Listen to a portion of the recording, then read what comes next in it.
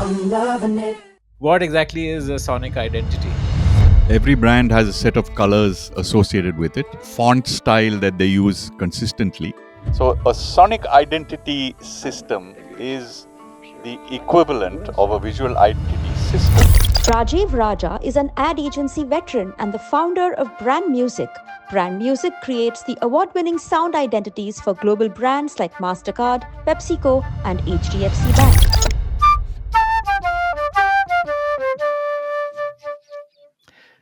This is maybe celebration, maybe energy.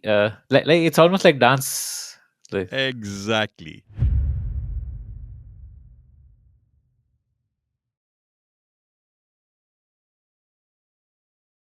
Rajeev Raja, you are an advertising veteran.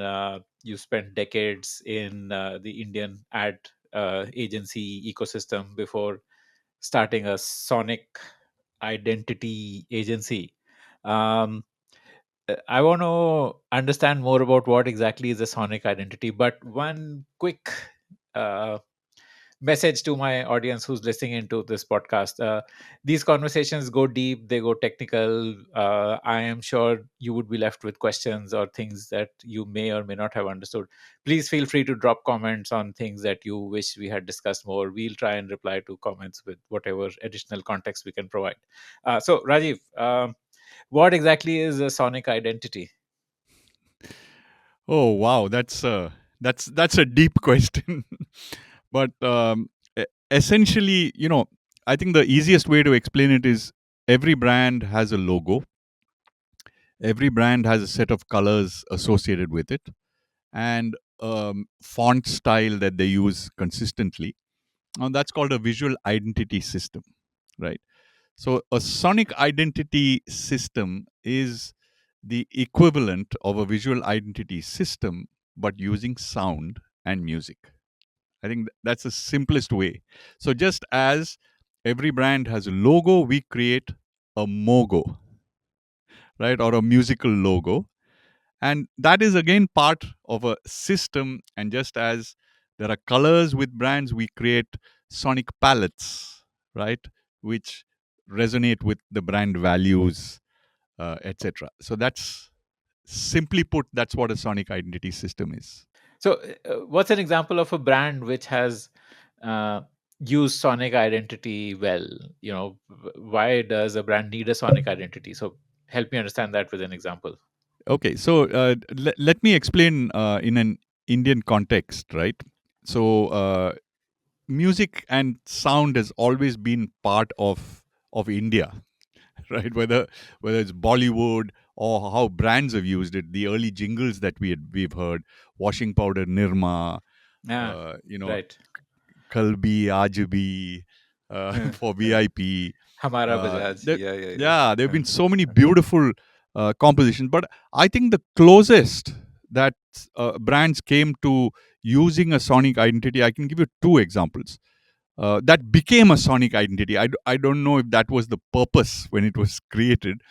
Uh, Britannia's ting ting ding, right? That's something every Indian immediately recognizes, and that has really become a very strong part of the brand. So you could call it a MOGO or musical logo, as we call it, right? Another brand that has used sound very well, I think, is Titan, and where they took Mozart's original composition and they repurposed it for India. But the reason it worked so well was that it absolutely matched the whole brand, right? The brand values, the brand persona, how Titan wanted to position itself as a global brand with global standards. Yes, coming from India, but the world was what they were talking about, world standards and world quality, and therefore a piece of classical music that gave the regal feel of the Mozart composition. Right? Immediately captured it. Raymond too has again, it was a composition by Schumann, again a Western classical composer, which again they have created. In fact, we did a lot of work for Raymond to reinterpret that Schumann piece in the How does modern that piece go? context. So the Raymond piece goes something like ta ra ra ra ra ta ra ra ra di da ra ra di da ra ra ra ra ra ra ra. Right. So that's Raymond. Again, very evocative, very Yes, yes, the timeless. complete man. Yeah, yeah, The absolutely. complete Yeah. man. Exactly, Mm, exactly. mm, So mm, these were, mm. some early examples of course, you must remember that in those days, the primary medium was your television spot, right? And therefore, these were created to accompany the visual in a sense, and the brand story or narrative. And of course, because of there was so many television spots coming out, they kept creating different, like Titan. I remember there was very beautiful one for Diwali, or so suddenly Indian elements coming into it, but with the same melody. So I think the germs of a sonic identity were there in these brands, and today, of course, things have changed and the whole concept of a sonic identity has evolved, which we can talk about more as we go along. How did the Britannia MOGO link with the brand? You said the MOGO, the musical logo, should embody or personify the brand. How did that happen? So I can understand, you help me understand how Titan wanted to show uh, like a more aspirational Western kind of a thing, and possibly for Raymond it was similar, aspirational Western. But for Britannia, how did it personify their brand? Yeah, just listen to those notes. If first of all, the notes are very simple. Ding ding ding ding, right? Uh, the instrument that used it, the was used to create it. I think this was created by the great Louis Banks uh, way back, and he used a very high pitched, almost childlike tone, right? That's why it cuts through everything and it sticks, right? Now, if you now bring it back to the brand values, Britannia was always, it is an impulse purchase at the end of it, right? So it is a light, fun, very accessible, homely, family, aiming at kids also, right? So all of that put together, ting ting ding, right? Immediately, I think captures the feeling of the brand, which is why it has lasted for so many years. Right. So how does the MOGO uh, have a P&L impact for a brand?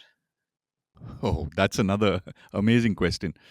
So, you know, I think we need to shift the parameters of evaluation a little bit when you come to sensorial branding, right? So when you look at P and L, it's literally ROI in another sense. So we call it ROE, right? So it's not return on investment only, but it's a return on emotion, right?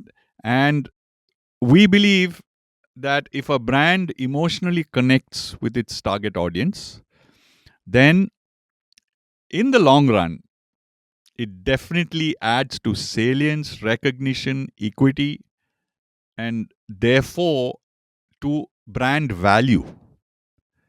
And that ultimately leads to the whole P&L story or ROI, right? So that's really it. It's not a direct connection. I create a MOGO and my products are going to fly off the shelf. I don't think That's it. I think it is really the whole emotional field of your brand and how you can express it without saying a word, right? That's really the beauty of it. What went wrong with Lyril? That Lyril song was iconic, but I I I don't think they even use it today, and neither is the brand that memorable today. Right. So I think there's a function of many things, right? So uh, a piece of identity or a piece of music or any asset that a brand has will only be as popular as the brand is, right? So little over time has dropped in, I mean, not just sales. I think in salience, in the relevance to our lives. It was very popular at a particular time. Great, and I would still call that a jingle. I wouldn't call it a sonic identity. So la la la la la la la la la la la la. It captured the whole that freedom, liberation for women. Uh, you know, literally, I think Karen Lunel was, you know, cavoting under that waterfall and that imagery. So it was perfect. Uh, went it went beautifully with that whole feeling of freshness, freedom, unrestrained expression of that. So, but I think as the brand started dipping in popularity, the brand, the product, all of that, therefore it started, you know, dropping from our ears, and the exposure that we had to it also dropped. And I think that's the reason why we don't hear it today. Okay, okay, understood. Um, what's the difference between you said Lyril is not a MOGO, but it's a sorry, what was the term? Is a jingle, you said. Yes, yes, yes, So what yes. is the difference here? Jingle, MOGO. Yeah. So Um, a jingle in its classic definition is advertising in words, right? Washing powder, Nirma. Washing powder, Nirma. you know, दूध की सफेदी, stuff like that.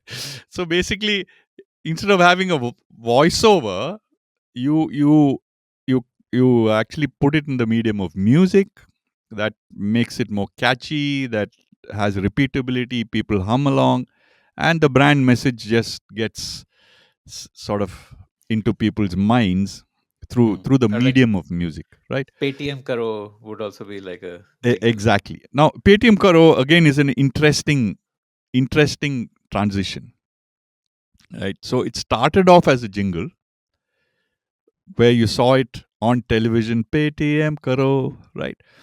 But when the wallets world exploded, it's very important for a wallet to have a MOGO, right? Because it's linked to the anxiety the user has of his money being transferred. It's being transferred in the in the ether, literally, right? So how does the user get reassurance that, hey, my money has been transferred, right? Which is why sound is so important to do that. So I think Paytm realized, and the whole world has been realizing, that sound can play a very important role beyond just brand recognition, but also in navigation in the digital media, in utility for customers, right? So Paytm Karo became ta ta da ta da, right? The instrumental version, which plays on the app when you transfer the Receive money, money. Yeah. right? So I think to to answer your question, a jingle can be part of a sonic identity system. It can be one expression of a sonic identity system. A sonic identity system is much more holistic. It represents the media agnostic brand, actually, right? So it's like the intangible brand, all the values of the brand, the personality. You first create the identity, and then you look at its expressions, right? So, coming back to the visual identity analogy, right? So you create your entire visual identity manual, and then you show, okay, now on my visiting card, this is how it will appear. At the end of my TV spot, this is how that logo will be animated. But on a billboard or hoarding, this is how it will appear. On a print ad, this is how it will appear. On a flyer or a poster, this is how it will appear. There are clear guidelines, but you don't create it for a poster in the first place, right? You create it for the holistic brand. And similarly, a jingle, therefore, was created for a particular campaign or for a particular media. But we are saying a sonic identity system has to step back, take back several steps, or rather rise above all of that and view the brand from, a bird's eye view and say, look, this is all where, and in today's environment, it's become especially important because the media environment has exploded, right? So today it's not just about a television spot, it's about a plethora of places where your brand can be heard, and that's opened up the entire sonic identity space, right? So it's important to have the big idea of sound and then for your brand, and then say, okay, this is how I'll now amplify it. So you give me examples of visual identity system, like the fonts, the colors, how the logo is used in different mediums, like from a print to a television to a social media to a visiting card, against different background. Like if it's against a black background, then there would be a separate version of the logo and so on. Um, Similarly, what are the elements of sonic identity? Yeah. So I can speak from our experience, from BrandMusiq experience of how we built the entire ecosystem. So what we are saying is that a MOGO or musical logo is about 3 seconds, but it's part of the larger sonic identity system. So we begin with creating a MOGOSCAPE, which is the equivalent of your visual palette, right? So it's your sonic palette. It has a clear melodic structure. So you'll have to tell me as an outsider. I don't know what's a visual palette. Like maybe a brand manager knows what's a visual palette, but I don't. I'm not from a branding and marketing background. So explain it to me like an outsider. Yeah. So now, if I were to look at you, Akshay, right, as a brand, I would try and understand your personality first, right? If I went to your best friends, excuse me, if I went to your best friends and maybe to your family and say, hey, what kind of guy is Akshay? Is he a is he a happy guy? Would you classify him as maverick, or would you classify him as a leader, or would you say he makes everybody laugh? I mean, what's his character like, right? So we try and understand a brand's character first, right? And therefore, if Akshay, you were to describe the kind of emotions that Akshay evokes in you, right? Does he evoke respect and admiration, or does he evoke humor, or does he evoke a sense of belonging and caring, right? What emotion does he? So what's your character, and what kind of emotion do you evoke, right? These are the two critical components of creating the sonic identity, or the palette, as we call it, right? So now, just as if you had exactly the similar brief, you could say, okay, Akshay is a optimistic character who always brings sunshine into people's lives. Say that, right? Now, if you were a visual designer, you would say, hey, then why don't we use the color yellow, yellow is the color of optimism and as your primary color. There may be other secondary colors associated with it. Now, similarly, we would say, hey, look, uh, maybe we should be looking more at a major scale, right? Because major scale actually makes you feel happy, right? A So, major scale is a musical term, like yeah, it's a example. musical term. So Okay. I can play a little and just demonstrate this for you. Sure. Okay. Yeah. So, uh, do a deer, a female deer, ray, a drop of golden sun. It's constructed from the major scale, right? Okay. So Okay. there are different. So the major scale makes you feel happy. A minor scale makes you feel a little melancholy, more bluesy. So the whole genre of blues actually uses a lot of the minor scale, right?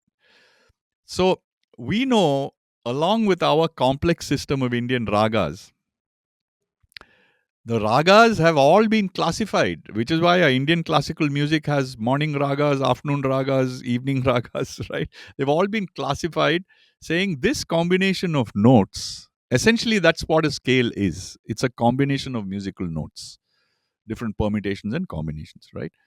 So, this combination of notes is likely to make you feel happy. This combination of notes is likely to make you feel reflective.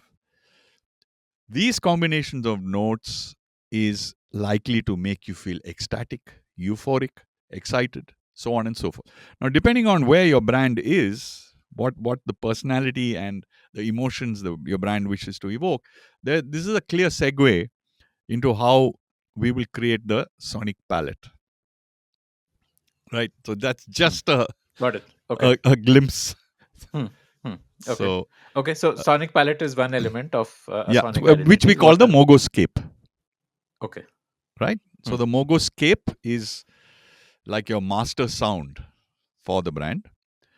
Now, within the MOGOSCAPE is a MOGO, which is, if you listen to a piece of music, you will automatically see in the construction of any piece of music that there will be a hook.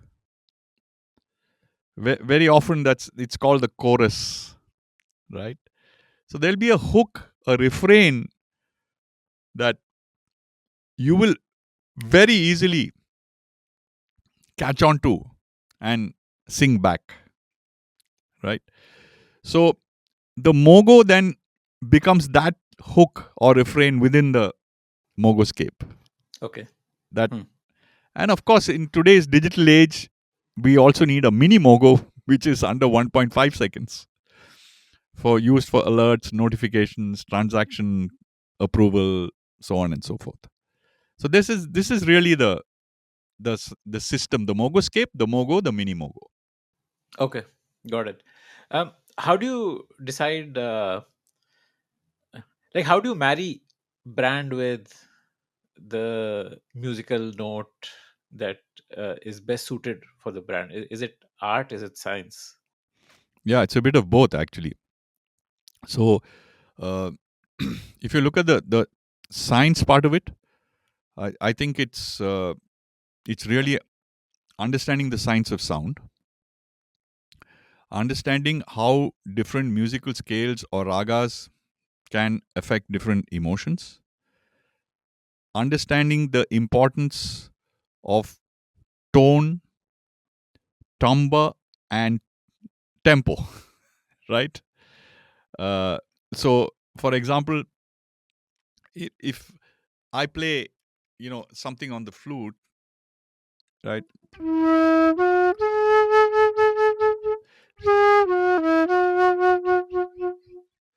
Right now, I play this on the flute, but I sing it now. Ta ra ra, ta ra ra ra. Exactly the same notes, But very different emotional. but the timbre is Uh, different, hmm, hmm, right? hmm. So Yeah. the timbre is different, and therefore you are getting a slightly different emotional reaction or response to it, right? So there's a lot of study we've done in these different elements. Now, tempo. right? If I take the same piece that I just played now, and I do it, ta-ra-ra, ta-ra-ra-ra, right? You get a certain emotional sort of feel. But if I take it and I just raise the tempo and use exactly the same notes and do ta-ra-ta, ta-ra-ta-ra, ta-ra-ta, Okay. ta-ra, Yeah. right? Right. There, you've moved. You've moved from reflection and uh, nostalgia, maybe, Hmm. to suddenly to happiness and joy, right? Celebration. Yeah. Yeah, Yeah. celebration. So, how does tempo affect? And a tone is do you know? Is it or is it or is it? It's all the same note, Right. but they're different pitches, right? Hmm. So Hmm. again, how does the the pitch of a piece of music composition impact you? So all of this put together is the science, Hmm. but the art comes in when you take the creative leap. Like in all creative processes, you have to take a leap where you have to forget about the science, Hmm. right? And you have to now compose from your heart.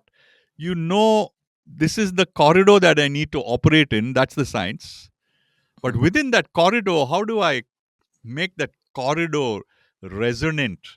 Make that corridor really come alive with a musical composition that, everybody immediately connects to. So that's really the science and the art.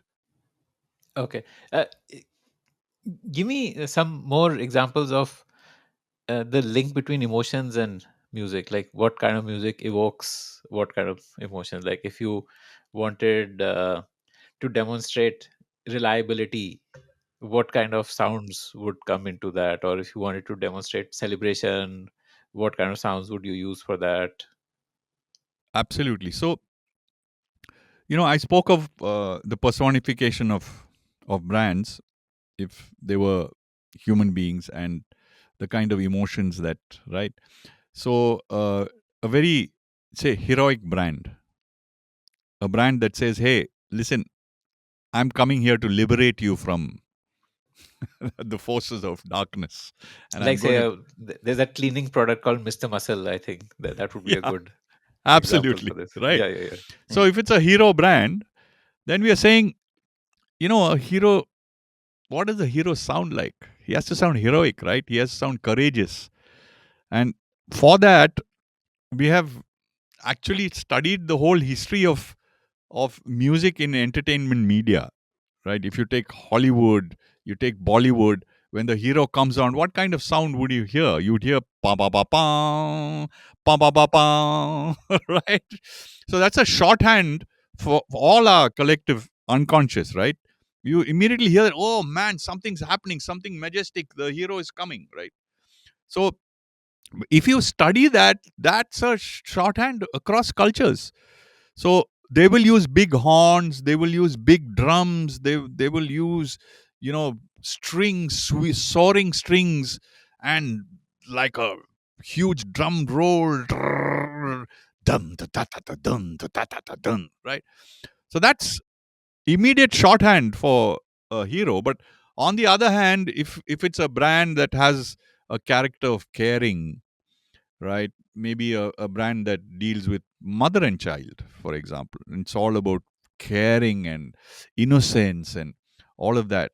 Now you're not looking at those big drums, you're not looking at those big horns. You're looking at maybe a mother just singing a little lullaby, right?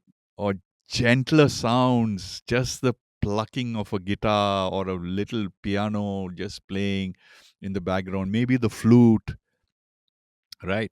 So like this, we have mapped all the possible character combinations, all the possible emotions, which is actually again coming back to our Indian concept of Navarasas, right?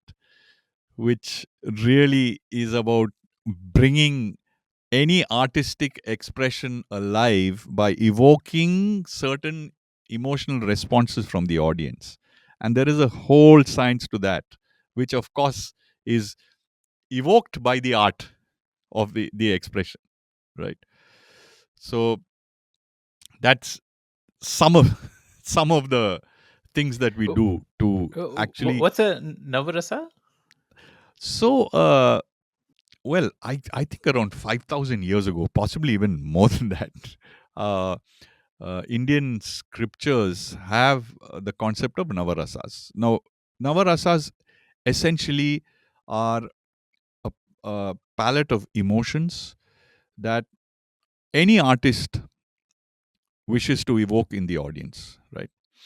So now the Sanskrit words are very beautiful. So it could be hasya, right? Is it laughter and happiness? Of course, there's a continuum of that. Is it laughter, happiness, joy, optimism, that you want the audience to experience? Now, depending on your art form, you will do it in different ways. A Kathakali dancer actually does it, or a Bharatanatyam dancer does it with a combination of the eyes. They are actually taught how to express emotions only through the eyes, right? Up to, they say, 1,000 emotions, that the subtleties of emotions can be, but also through the hand gestures, etc. Now, in music, these Navarasas, okay, Nava as in nine rasas as in the essence, really, the juice of the emotion, right? So they could range from laughter to peace of mind to wonder, awe, surprise, to Veera, which is Sanskrit for courage, right? So then there could be anger, could be an emotion, right? There is an emotion of repulsion or disgust, which in artistic terms could, for brands, could also be divine discontent, right? You're never satisfied with status quo. Steve Jobs is a great example.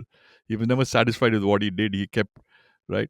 So where are you on this spectrum of Navarasas? And how do you therefore want your audience to feel when they hear your sonic identity, right? Can you play some examples of Navarasas? Yeah. So let's look at Karuna, which is caring, right? So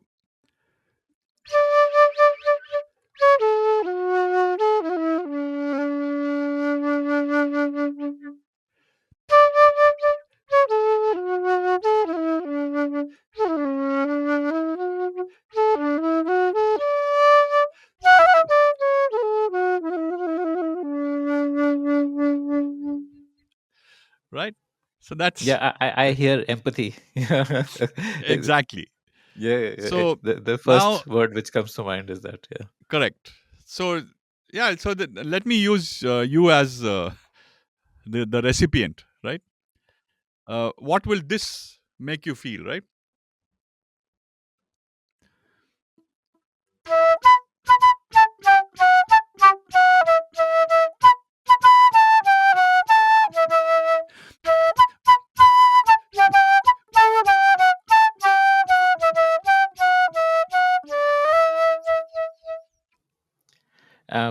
It reminds me of Lord of the Rings. Like the start of an adventure, optimism. Exactly. Right. On the other hand, I could also do.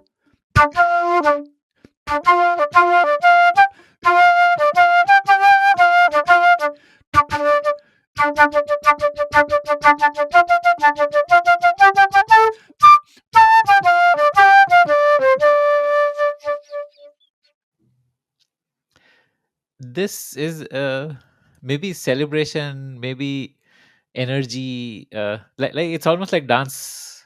Like, Exactly. So this is just an example, right? Now I spoke of this could be the germ. Now, if you are saying the idea is optimism, right? And I'm sitting in the studio with my music directors, and we're saying, hey, this brand is all about cheerfulness and optimism, and right, but it's not frivolous. There is also a sense of purpose. There is a gravitas coming to it.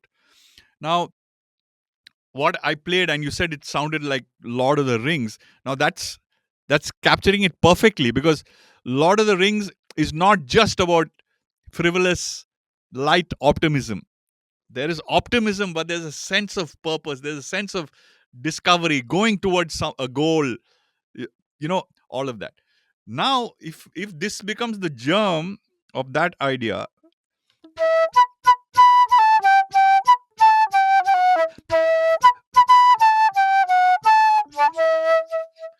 right? Suppose we get this idea, then say, hey, but it's sounding a bit too soft on the flute, for example. Right? It's optimistic, but it's also a big scale brand. Let's stick with Lord of the Rings. okay, It's yeah, got to. yeah, grand. So can we do this with horns? The same melody, like ba ba ba ba ba ba ba ba ba ba ba boom ba ba ba ba ba ba ba ba boom ba. Right? Right. Yeah. Now we're starting. We're getting closer to the brand. We're getting closer to the brand values. We're getting closer to where the brand is, and that's how the Navarasas actually start getting. So it's the beginning. It's the idea. It's the glimpse that you have, and then how you build on it, adding the different layers of certain sonic truths, but ensuring that brand truths are also built in. So it doesn't become generic, right? It's not generic, but meaning if it's generic, then it's a piece of music that anybody could use. But how does it become specific to your brand? And that's only when you filter in the brand personality, the brand ethos, the kind of emotions the brand wishes to evoke, etc. Um, any advice for a podcast? I'm trying to get some free advice here, but say a podcast which is on understanding business. What kind of music or a sonic identity should it aspire to? Yeah, I think it should reflect the personality of the podcaster, right? And if you're actually designing background music to it, it should reflect the different moments in the podcast. There are different emotions happening in the podcast. There will be lighter moments, there will be more serious moments. Can the music sort of mirror that? Can it have some semblance of the identity or MOGO that's very subtly put in? And most importantly, can it be subliminal, where people are not, they're not coming to your podcast to listen to the music. Yeah. They're Yep. coming to the podcast to listen to the conversation, right? So it shouldn't interfere with the conversation. It should enhance the conversation. And I guess I still remember a few podcast intro music. Like typically the intro music is what most people will notice. The background music during conversation generally doesn't register, Yes, it but doesn't. yeah. Yeah, But the intro music does register. absolutely, just bookending it. Beginning, end. Yeah. Just Yeah. sign it off with a very clear MOGO that is not just random but reflects in 3 seconds what your personality is, what the tone of the podcast is, right? Can you Can you play something which would be a good MOGO for this podcast? That'll be a tough one. That'll be a tough one. You take Because a minute or two and like I'm just saying, no, we're just throwing out ideas. I'm not rather saying than it. play something, I'll tell you what I feel. Right, having been part of this podcast, I feel that it's very informal. It's not light. Uh, it's also got a certain IQ quotient, right? The questions asked, uh, etc., make one think. So I would say it's thought provoking, and therefore I would look at creating a sound that's a mixture of mind and heart in some sense, Why right? heart? Mind, I understand because it's an intellectual Yeah, no, discussion. heart because of the informality, because of the fun, because of the lightheartedness of the whole vibe.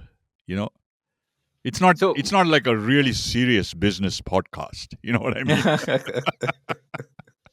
So there is laughter. Hmm, hmm, hmm. There is a very cool vibe, but at the same time there is gravitas, right? So these are the two sort of juxtaposing elements that we would play with.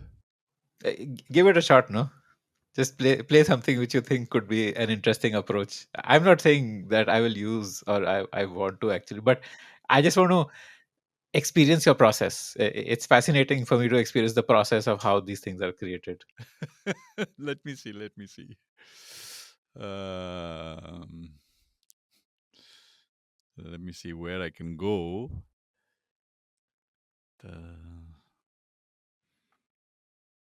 So,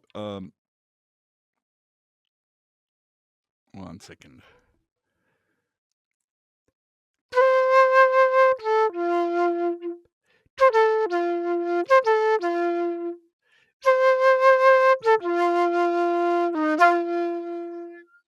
Right? So now just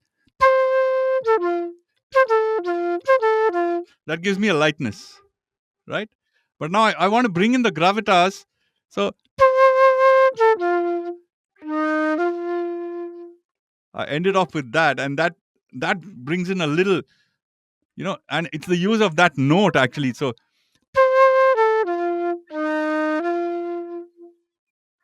And what would be the correct instrument to use? uh, I don't think it'll be the flute.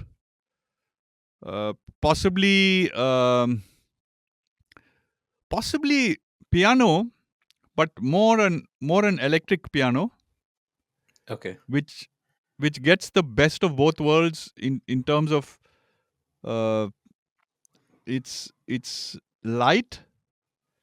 At the same time, it can reflect a bit of technology and future forward. Mhm. Okay. Fascinating. Amazing. Yeah, I really enjoyed seeing the kitchen. Okay. How does AI change this game? I'm thinking that maybe a brand manager might just be able to use an AI tool and give it prompts and generate a custom sonic identity, or at the very least, a MOGO. Do you see that happening? Like, does AI make you less needed, or does it make you more needed? Yeah, so I think it's all about how you use AI, right? Now, uh, the truth is that yes, AI is going to democratize a lot of this, but there will always be a need for for human emotion and human imperfection, right? So AI can make it sound really good, but perhaps too good, and it loses a bit of that emotion. A, B, music and AI, right? What we call the B2C area of music, I think has rapidly advanced, and still, I think it will level out, because the beauty of hearing an unfiltered raw voice which is communicating real emotion, I think that's very hard to replicate. I'm on always on the AI, you know, all the apps because that's my job, and I find that yes, it's fun. You can create a lot of stuff. You suddenly, okay, for your wife's birthday, let's put some lyrics together, and you can get a great song, right? But will it really replace? No, but it's going to shake up a lot of things. And for us, I think the opportunity is really to scale at the speed of sound by using AI, right? So that we Are can. you currently able to use AI to create mogos? Like, can you, for example, you said, okay, we should use an electric piano. Can you use an AI tool and play your flute to the tool and say that I want this played back to me through an electric piano? I There are want to. some interfaces where you can use the voice and then convert it into any instrument you want. Ah, okay. But the thing is, I would say it's still rudimentary at its rudimentary stages, right?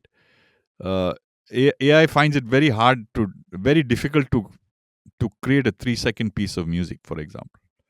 It can create a 30-second piece of music, but to create Okay. a 3-second music with certain parameters, etc., I think there's still long way to go for that to happen.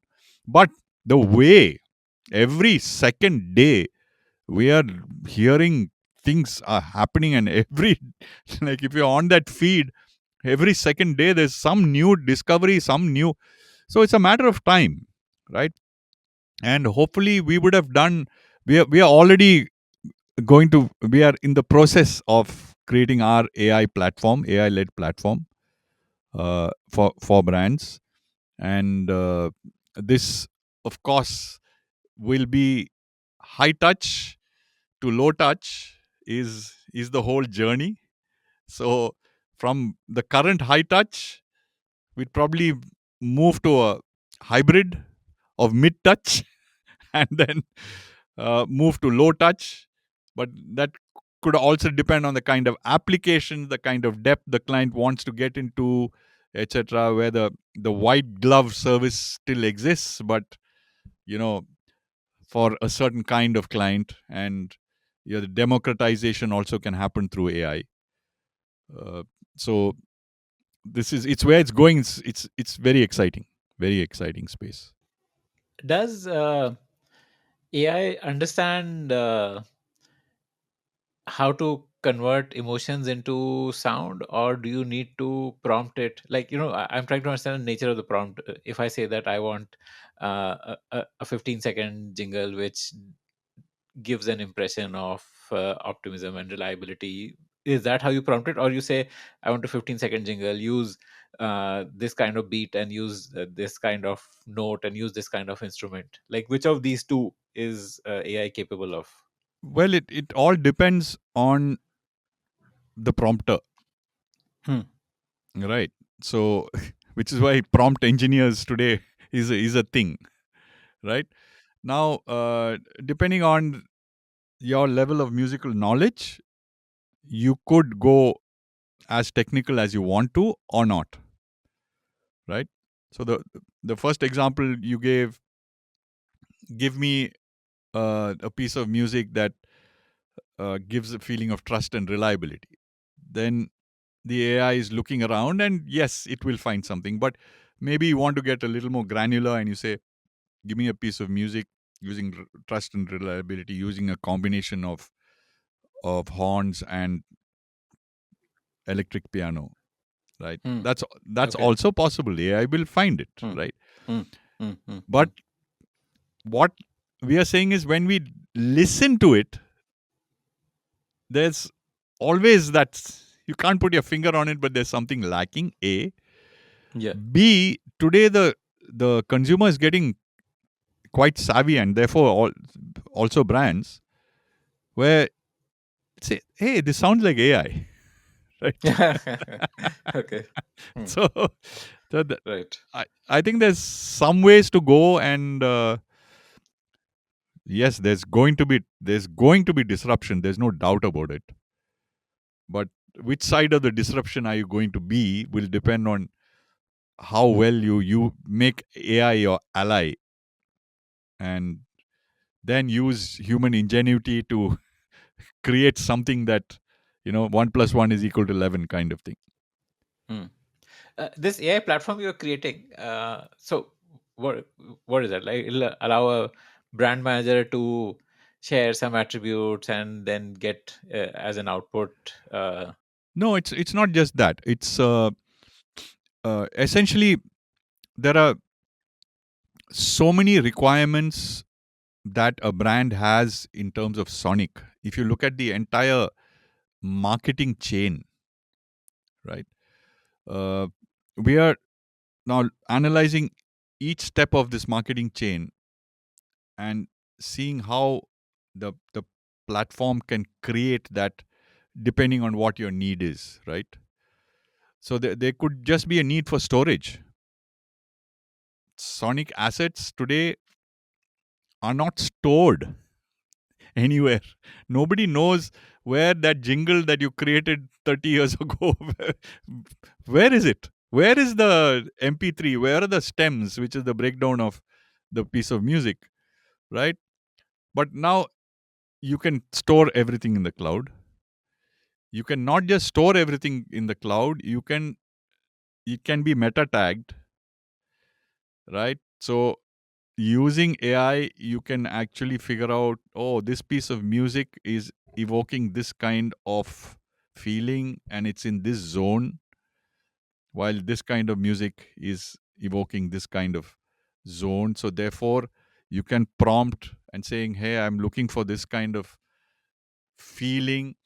So whether it serves as a final function or is just a reference for you, that can be done. And then as it gets more complicated, it could be used to scale. Basically, how do you use it for your social media? Today, social media, uh, most brands are unaware or a little wary of using stock music because you don't know who the license really belongs to ultimately at the source. So there have been examples of brands getting sued for millions of dollars by the music majors and saying, hey, you've been using our stock music happily. Oh, but it belongs to our label, right? And the brand says, oh, I didn't know that. I'm assuming brands would be purchasing this from a platform, like say for images, you have Yes, Getty Images, so yes, there but must be similar. the thing is, music licensing is not so transparent, right? Okay. You will assume that this person holds the entire license, but licensing is very, very complicated. There are many slices of it, like There are your many license slices. to. The producer has a bit of the license, the composer has a bit of the license, the lyrics writer has a bit of the license. I mean, it's really complicated. So you really don't know. Now, wouldn't it be wonderful if you could have your own music, which is on brand, with your MOGO integrated, but which can be scaled up for thousands of pieces of, you know, social media, reels, all of that, Insta, etc., etc. Right. So typically for your clients, you would also create like background music for reels and different kinds of reels, different kind of background Yes, musics, and yes, the ending tune for the reel, like when it ends, or absolutely, uh, absolutely. okay. Yeah. Mm, okay. So Fascinating. that brings me to another, you know, aspect that we haven't spoken about is once you create the sonic identity, what do you do with it, right? So creating a sonic identity is only the first step of the journey. After that, we go through an exercise we call earpoint mapping, right? So, where all can your brand be heard? So if you follow the consumer and say she wakes up at 6 in the morning and maybe she hears you on the radio, then at 8 o'clock her father father-in-law puts on the news on television, and maybe she hears you there, and then she goes onto your app and she interacts with the app, and then maybe she hears you there. Then when she has some free time later in the day, she's scrolling through her reels and maybe she hears you there. Maybe she goes onto YouTube, that whole ecosystem. Then she goes out in the evening uh, for a concert, and maybe she hears you there. Or an employee event. Maybe she's an employee of your company. She comes for the employee event and she hears you there. So basically, you follow the customer wherever she goes by earpoint mapping, and then you say, "This is how my MOGO will travel, and my sonic field or MOGOSCAPE will serve as a background."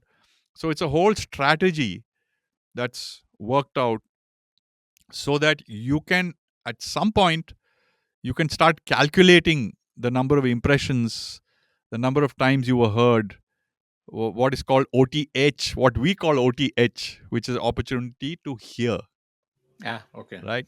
So it's not just OTS, which was the earlier jargon, which was opportunity to see. So we're saying, what are the various opportunities for your brand to be heard? And therefore, then you create a whole strategic way of media planning, literally, to make your surround sound follow the customer wherever she goes, right? So, what does this cost for a brand who wants to invest in this? Like, what would your services cost a brand? Like That's that's a loaded question, but I can't share exact details. But like ballpark numbers, like but broad. Well, for global brands, it's. Let me put it this way: it does get expensive because this is not just something that you can license for a year. Though we do have some models like that for those who can't, startups, for example, they can't immediately afford a higher cost. So do you want to license it over 5 years? Do you want to license it over 3 years? Kind of so thing. you're not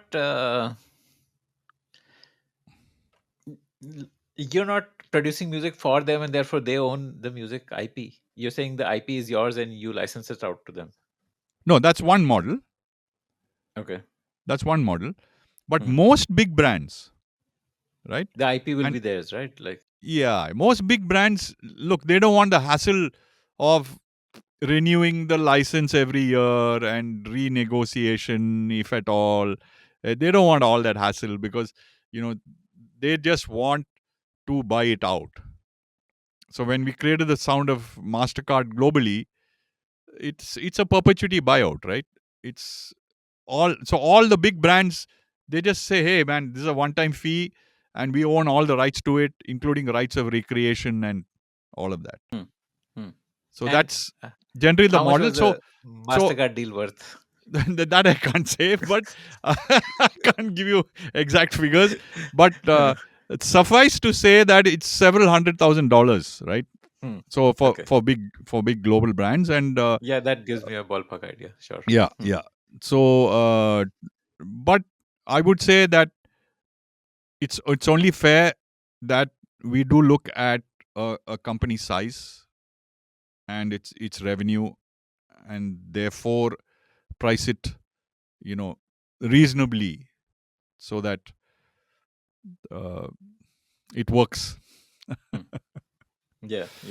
And at what stage should a founder start thinking of a sonic identity? Like, at a very early stage, maybe you don't need to think about it too much when you are just, for example, say running Facebook ads, Instagram ads. At that stage, should you start thinking of it, or like any advice around that?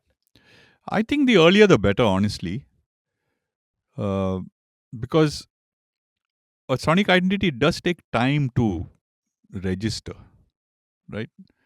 Just as your logo also takes a little time, right? Branding is not something that's overnight.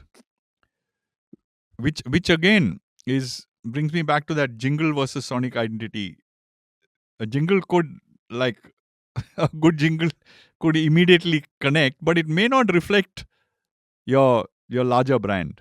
It may reflect more the campaign theme, but it could connect, and therefore it's also short lived, right? But if you're it's like, are you creating a piece of music that Bach and Mozart, etc. have written, or are you creating a pop hit that is here today, gone tomorrow, right? So I think I mean, for a brand, they also have an option to license existing music, right? For their, let's say, yes, reels. they do. So, uh, like, should a brand look at that, or should a brand look at custom music? See, it's all about owning it, right? When do you own it? You can never own uh, Licensed piece, right? Michael Jackson's Hmm. Thriller, or Right. you know you can never own it. It will always evoke memories of Michael Jackson first, rather than your brand, right? How can you own it? You can only own it when you create your own piece of music. Which brings us to the whole neuroscience of music and memory, right? So you we all go back suddenly. For me, for example, if I hear the first strains of Beatles' "Here Comes the Sun," I can vividly remember the first time I heard it, when I was 4 or 5 years old. I was and my mom was telling me to go for a bath, and I was pleading with her, no, no, no, after this song, right? so so music and memory is linked now. But this will always remind me of the Beatles, right? But if it were a brand's music, and I was associating it with a wonderful memory that I had, I'm reminded of the brand every time I think of it, right? So every time the MOGO plays, if I can create associations, brand associations, where the brand world is unlocked, and it's crazy, it can be so vivid that an entire brand world can open up in front of your eyes without any visuals being there. And that's the power of Yeah. the MOGO. We Yeah. say Yeah. Yeah. a Like MOGO is the a Cadbury yes, correlation of that Cadbury with celebration and correct, yeah. Mm. exactly. So we say a MOGO is the shortest distance between a brand and a consumer's heart, Yeah. right? Yeah. I get it. so Yeah. so that's the power. And we definitely advocate in the West. There is still a lot of what is called sync licensing, where they go to labels and they get pieces of music and then they stick it on in their advertising. But honestly, I've never been an advocate of that. And in India, I think there's amazing talent. So we have history of fantastic pieces of music associated with brands. I think this is just Yeah, like 2.0. Zakir Hussain for Taj, Yeah, right? That exactly. was pretty iconic as well. Yeah. Exactly. So Mm. Mm. uh, it's just sonic branding 2.0 now. And it's very soon going to be 3.0 with AI. Thank you so much for your time, Rajiv. I really enjoyed this chat. Thank you. Thank you. I think it's been a fantastic chat. And I've never played so much flute on demand on the spot. But Yeah. I guess when you're thrown into the deep end, you got to swim. Yeah. I wanted this episode to have a sonic identity, so Yeah, I very made nice. you Very play the nice. flute. Yeah. Awesome. All right. Thank you, Rajiv.